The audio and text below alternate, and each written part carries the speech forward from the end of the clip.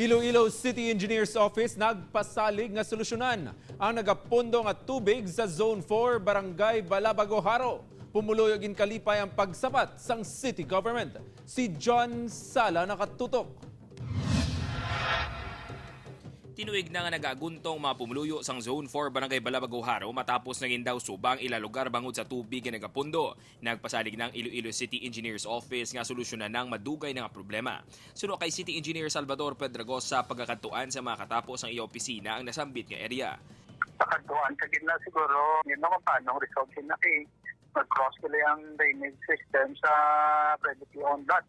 Apang bangod private property ang duta ako sa di nahamtang ang drainage system sa nasambit nga lugar. Kinahanglan pa sininga sa pulon ang mga opisyales sa barangay. Giling nga komplikasyon sa regards to privately owned lot.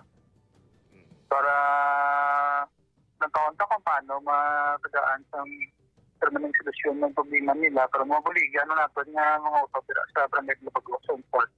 Ginkalipay naman sa mga pumuluyo ang pasalig sang City Engineers Office nga mahatagan na sang solusyon ang tinuig na nga problema sa lugar. Mapasalamat lang ko sa Mr. Visayas kung masolbaran nga ang tubig de magkayon na kag malimpyuhan. Ama lang na salamat gid.